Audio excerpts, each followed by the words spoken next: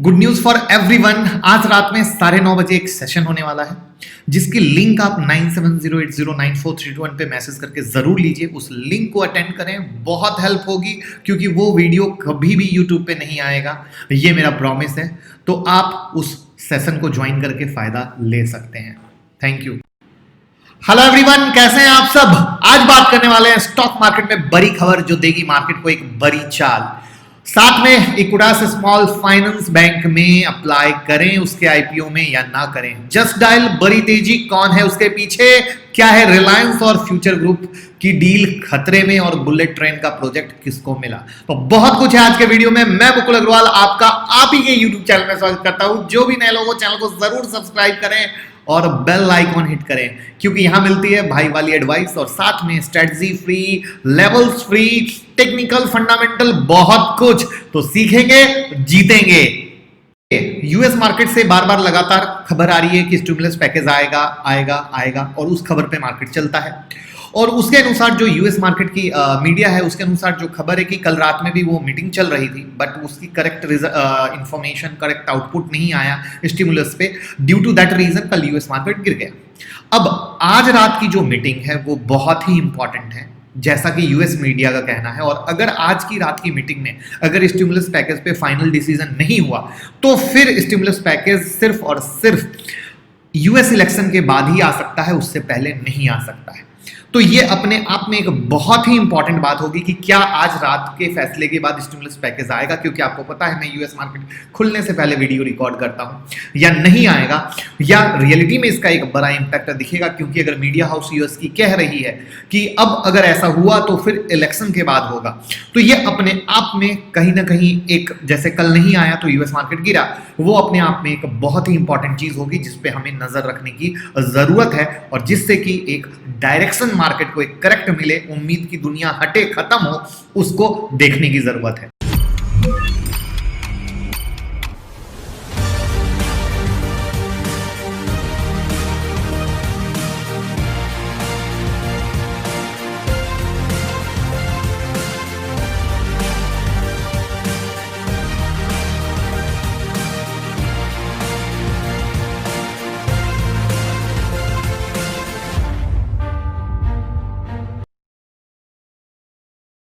अब देखते हैं निफ्टी के लेवल को, जो हर दिन मैं आपके साथ शेयर करता हूं। तो कल मैंने आप लोगों को निफ्टी का लेवल दिया था 900 और 970 का, जिसमें 900 पे मैंने कहा था फॉर्मेशन मिले तो सेल करने को। ये यहाँ पे देखिए 900 का लेवल है, लेकिन यहाँ पे स्टॉकेस्टिक आरएसआई बाइंग जोन में नहीं है बल्कि सेलिंग जोन में है। तो हमें कहीं से कंफर्मेशन नहीं मिली बाइंग की और market as it is sideways movement में सिर्फ 946 तक रह गया और 896 की क्लोजिंग दी।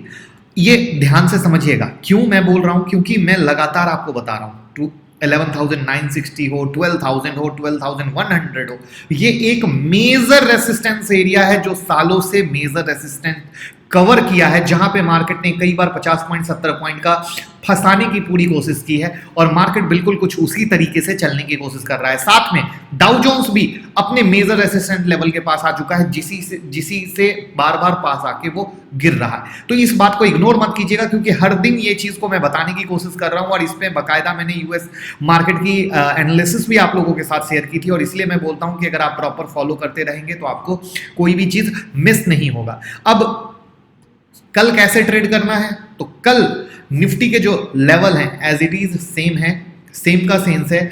11,970 का जो हमारा रेजिस्टेंस पॉइंट है वो एज इट इज वैलिड है। 896 की क्लोज है, 970 के पास आता है, फॉर्मेशन बनता है, बिंदास सेल कर सकते हैं। और 11,800 के पास आता है, अगर बाइंग की फॉर्मेशन बनती है आप बिंदास बाय कर सकते हैं। और अगर 800 टूटा और उसके नीचे सेल का कंफर्मेशन मिला तो आप सेल कर सकते हैं। अब यहाँ पे एक सवाल हमसे बराबर पूछा जाता है जो नए हैं कि सर आप बाइंग सेलिंग दोनों बोलते हैं, एक साइड बोलिए। मार्केट कभी एक साइड नहीं रहता है। ये आप जब तक थोड़ा सा भी पढ़ना नहीं शुरू करेंगे ना आपको नहीं समझ में आएगी। मैं आपको क्लियर कट एडवाइस दे रहा हूं जिसमें मैं खुला बोल रहा हूं, बिंदास लेवल है। और स्टिल अगर आप नए हैं ना, पेपर में नोट करके मैच करने की कोशिश करें, it will help you a lot. और मेरी दिल से कोशिश है और माँ दुर्गा से प्रार्थना है कि आप सब पैसा कमाएं और आप आगे बढ़ें। साथ में ईगल और रोबो स्ट्रैटेजी जो हमेशा काम कर रही है और पैसा कमा के दे रही है उसको फॉलो कर सकते हैं। साथ में वो एक स्टॉक पे, ईगल किसी और पे, रोबो किसी और पे सुपर से ऊपर काम करती है। वो स्टॉक का नाम भी आपको पता चलेगा अगर आप 25 अक्टूबर की क्लास ज्वाइन करते हैं, क्योंकि वहाँ पे हम बेसिक तो आपको सिखाएंगे ही, एडवांस सिखाएंगे ही, मेंटरशिप देंगे ही देंगे, लेकिन साथ में ईगल और रोबो किस शेयर पे काम करता है वो देंगे जिस पे आप बिंदास पैसा कमा सकते हैं। साथ में जो लोग आज टेलीग्राम या ट्विटर पे नहीं होंगे, आज वो सोच रहे होंगे क्यों, आज टेलीग्राम पे हमने 400 की प्राइस चल रही थी तब भारतीय एयरटेल का अपडेट दिया था और उसके बाद 413 का हाई मारा। प्रूफ के लिए जरूर देखा करें और किस तरीके से लोग कमाते हैं इस चीज को समझें। और ये मेंटर क्या है इस फोटो से जो समझ गए उनकी लाइफ चेंजिंग मोमेंट स्टार्ट हो जाएगी और किस तरीके से लोग क्या कहते हैं ये आप खुद जज करें। तो ये थी भारतीय एयरटेल की बात। अब बात करते हैं बैंक निफ्टी की। बैंक निफ्टी में अगेन मैं कहूंगा मेरे लेवल चेंज नहीं है। ये 24,520 560 के पास का जो लेवल है बहुत धुआंधार और खतरनाक लेवल है। प्लीज़ उसको प्रॉपर फॉलो करें, वो आपको प्रॉपर हेल्प करेगी और एक्साइटमेंट बिल्कुल लेने की ज़रूरत नहीं है। अब बात करते हैं जस्ट डायल की तेज़ी के पीछे। देखिए जस्ट डायल में पिछले 17 ट्रेडिंग सेशन में मतलब 25 सितंबर से 67% की तेज़ी देखी गई है जो आपके सामने स्क्रीन पर दिख रहा है। इसके जो प्रमोटर और डायरेक्टर अनीता मानी है उन्होंने 1% स्टेक कंपनी में लिया है डायरेक्ट ओपन मार्केट से। This is the first reason जिसमें उन्होंने 373 के प्राइस पर लिया है और आज का प्राइस चल रहा है 606। तो बाकी कहानी आप समझ सकते हैं, बताने की जरूरत नहीं। और साथ में Just Dial had bought back 3.14 million equity share of company at the price of 700 per share through tender offer under buyback offer between 4 August to 17 August. 4 अगस्त से 17 अगस्त में जो बायबैक का उनका हुआ था तो उसमें 700 पे, तो ये सब मिलके जो कहानी है उसमें आप तेजी देख रहे हो। तो अब आप कहोगे क्या हम बाय करें या अगर तेजी क्यों हुई तो आपको क्लियर हो गया, लेकिन मैं कहूँगा थोड़ा सा कूल ऑफ होने दीजिए स्टॉक को, क्योंकि ये वही स्टॉक है जिसने लोगों के पैसे को भी बहुत अच्छे से सफाई करने में, कोई सफाई अभियान में कमी नहीं छोड़ी है। 1894 के बाद इसका लो लगा था 252 का, अभी ये 600 के पास चल रहा है। कहीं ना कहीं देखिए ऑनर का जब प्रमोटर लेते हैं तो कहीं ना कहीं उन्हें कंपनी में ट्रस्ट होता है, बट ओवरऑल फिर भी मुझे लगता है थोड़ा सा इंतज़ार कीजिए, ज़्यादा अच्छा रहेगा।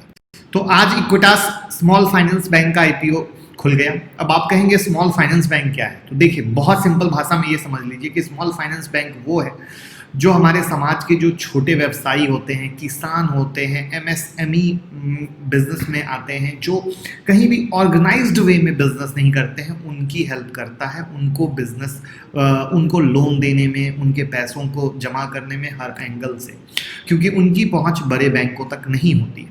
1993 में चेन्नई में शुरू हुआ और मुख्यतः जो तमिलनाडु में फैला हुआ इक्विटास स्मॉल फाइनेंस बैंक है, एक माइक्रो फाइनेंस इंस्टीट्यूशन है। और यह स्मॉल फाइनेंस बैंक छोटे loans, housing finance, small business finance के अलावा saving account, vehicle finance, third party insurance की भी फैसिलिटी देता है। अब ये बैंक की कहानी थी। अब 20 अक्टूबर को खुल रहा है, 22 अक्टूबर को इशू बंद हो रहा है। इसका जो प्राइस बैंड है वो 32 से 33 रुपीज़ पर शेयर का है और जो कंपनी की योजना है वो 518 करोड़ रुपए जुटाने की है इस IPO से। आपको शायद मालूम हो या ना हो, ये IPO मार्च में आने वाला था लेकिन कोरोना के कारण डिले हो गया और साथ में पहले इसके IPO का साइज भी काफ़ी बड़ा था जिसको घटाकर 518 करोड़ कर दिया गया है। इस IPO में जो लॉट साइज है वो 450 इक्विटी शेयर की है। और अब कहेंगे इसके प्रमोटर कौन है, तो इसके प्रमोटर हैं इक्विटास होल्डिंग जो 238 करोड़ रुपए में 7.2 करोड़ शेयर बेचने वाले हैं और जबकि 280 करोड़ रुपए के फ्रेश शेयर जारी किए जाएंगे। अब एक बड़ी और मज़ेदार चीज़ कि ये जो इक्विटास स्मॉल फाइनेंस बैंक है, बैंकिंग आउटलेट के आधार पर देश का सबसे बड़ा स्मॉल फाइनेंस बैंक है, जबकि एसेट अंडर मैनेजमेंट और कुल जमा के आधार पर देश का दूसरा सबसे बड़ा स्मॉल फाइनेंस बैंक है। यानी चीज़ें अच्छी हैं। अब जैसा कि कंपनी का कारोबार तो माइक्रो फाइनेंस के बिजनेस में है, होम, व्हीकल, MSME, फाइनेंस के लिए काम करती हैं। कंपनी के पास 853 बैंकिंग आउटलेट हैं और 322 एटीएम हैं और इनकी औसत लोन साइज जो है वो 4 लाख रुपए है। अब आप कहोगे ये आईपीओ क्यों आ रहा है, और सारा गेम यहीं पर है जिसके कारण मैं इसकी वीडियो बना नहीं रहा था। और आप लोगों ने कहा सर आप अपना व्यू शेयर करें, अपना व्यू शेयर करें, तो मुझे बनाना पड़ा। आरबीआई के रूल के कारण आ रहा है और आरबीआई के नियम के मुताबिक किसी स्मॉल फाइनेंस बैंक के प्रमोटर को बैंक में अपनी हिस्सेदारी जब वो चालू होता है तो उसके 5 साल के बाद घटाकर 40% तक करनी होती है। तो इक्विटास स्मॉल फाइनेंस बैंक का जो काम शुरू करने का 5 साल है वो सितंबर 2021 में पूरे होने वाला है और इस नियम को कंप्लीट करने के लिए ये आईपीओ लाया जा रहा है, जिसमें जो सबसे बड़ा मास्टर स्ट्रोक है वो ये है कि एज पर सेबी गाइडलाइन टिल टुडे सितंबर 2021 तक इन्हें अपनी हिस्सेदारी कम करनी होगी और उसको 40% तक लाना होगा। तो अभी आईपीओ के बाद में ये अपनी हिस्सेदारी को घटाएंगे तो वो शेयर पर किस तरह से इम्पैक्ट करने वाला चीज़ होगा वो भी देखने वाली चीज़ होगी। जहाँ तक बात आती है कि आईपीओ की प्राइसिंग अट्रैक्टिव है, इसमें कोई गलत बात नहीं है और उज्जीवन एसएफबी यानी स्मॉल फाइनेंस बैंक के मुकाबले 50% डिस्काउंट पर भी मिल रहा है। लेकिन जो कहानी है अभी के टाइम में कि जो एसएमई और माइक्रो फाइनेंस के बिजनेस के आगे बहुत सारी जो कोरोना के कारण डिफ़िकल्टीज आई हैं जिसके कारण इनका आईपीओ भी कैंसिल हुआ था और साथ में ब्याज पर जो ब्याज माफ़ी का मामला है अगर उस पर राहत मिलता है तो लिस्टिंग गेन में भी बहुत ही मुश्किलात देखनी पड़ सकती है, जिसके कारण आप सब अगर जो बंधन बैंक और आरबीएल बैंक के बिजनेस को भी अगर समझते होंगे, जिस पे मैंने वीडियो बनाई थी जिसके कारण उस पर बहुत बड़ा इम्पैक्ट भी देखने को मिला था। तो बहुत सारी चीज़ें ऐसी हैं जिसके कारण कभी कभी क्या होता है, ज़रूरी नहीं होता कि हम हर जगह अप्लाई करें या हर जगह गेन लेने की कोशिश करें। तो सेम टू सेम उसी तरीके से मुझे इस बार इसमें इसके आईपीओ के में अप्लाई करने का कोई मन नहीं है। जैसे यूटीआई एमसी मैंने आपको बताया था कि मैं अप्लाई नहीं करूंगा, लिस्टिंग गेन नहीं मिला। और मजगांव डॉक मैंने बताया लिस्टिंग गेन मिला। तो शायद इसमें मिल भी जाए तो एक दिल से आवाज़ आती है, एक गट फील आती है, एक चीज़ आती है, वो चीज़ कहीं से भी हर एंगल से मिसिंग है और उस एंगल से मिसिंग होने के कारण मैं इसमें अप्लाई नहीं करूँगा। बाकी आप अपना करना चाहें कर सकते हैं, मैंने अपना पॉइंट आपके साथ शेयर कर दिया। रिलायंस और फ्यूचर ग्रुप की डील क्या है डेंजर में, समझिए बात को। जैसा कि आपको पता है फ्यूचर ग्रुप और रिलायंस की डील 29 अगस्त 2020 को हुई थी, जिसमें फ्यूचर ग्रुप ने रिटेल, होलसेल और लॉजिस्टिक जैसे अपने बिजनेस रिलायंस को दिए थे और लास्ट ईयर ही अमेजॉन ने 49% स्टेक जो है फ्यूचर कूपन में लिया था जो फ्यूचर ग्रुप का है।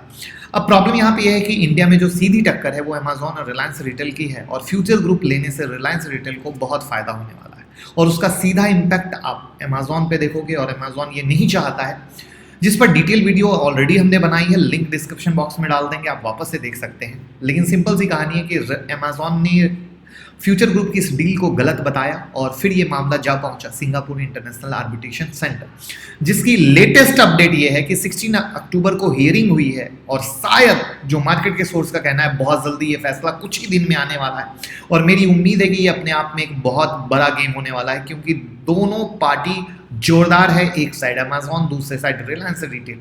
आप टेलीग्राम ट्विटर से जुड़े रहेंगे तो आपको ये बहुत ही खबर चाहे रात में आए दिन में आए हम अपडेट कर देंगे। साथ में एक और बड़ी बात, एक सेशन होने जा रहा है, वो सेशन न यूट्यूब पे लाइव होने वाला है न कहीं और। उसकी लिंक आज रात में 9:30 बजे वो लाइव होगा और उसकी लिंक लेने के लिए आप 9708094321 पे मैसेज कर दें और वो लिंक ज़रूर लें और उस सेशन को ज़रूर अटेंड करें, फिर खुद बताइए कैसा लगा। अब बात करते हैं बुलेट ट्रेन प्रोजेक्ट की। मार्केट रिपोर्ट के अनुसार एल&टी ने लोएस्ट फाइनेंशियल बीड किया है for design and construction of civil work for Ahmedabad Mumbai bullet train project और ये बहुत बड़ा प्रोजेक्ट है और एल&टी को मिलता है तो शेयर होल्डर को डेफिनेट फायदा होगा, क्योंकि शेयर काफ़ी टाइम से परफॉर्म नहीं कर रहा है, एक साइडवेज रेंज में चल रहा है, जहां पे इन्वेस्टर या तो लेके बैठे हैं या लोगों को लग रहा है कि अब लेना चाहिए क्योंकि ये काफ़ी नीचे चल रहा है। तो उसमें मैं ज़रूर बोलूँगा कि अपने आप में एक अच्छा शेयर है और डेफिनेटली परफॉर्मेंस के मामले में देखा जाए तो परफॉर्म नहीं कर रहा है, वी टोटली एग्री, लेकिन थोड़ी क्वांटिटी आपके पोर्टफोलियो में इस शेयर की होनी बनती है। जहां पे हम पेनी स्टॉक जैसे शेयर लेते हैं वहां पे क्वालिटी स्टॉक भले ही परफॉर्मेंस की इशू आ रही हो थोड़ी क्वांटिटी की। थोड़ी क्यों बोल रहा हूं? जब इसमें एक बड़ी चाल आएगी ना, तब रियलिटी में क्वांटिटी ऐड करने का मतलब आता है, वरना बिल्कुल मतलब नहीं आता। और सबसे बड़ी चीज कि एलएनटी सिर्फ एक बुलेट ट्रेन के आधार पर लेने की चीज नहीं है, एक ओवरऑल भी आधार पर लेने की चीज है। बाकी टेलीग्राम ट्विटर से जुड़े रहें और उसका पूरा फायदा लें, जिससे कि आप पैसे कमा सकें और आगे बढ़ सकें।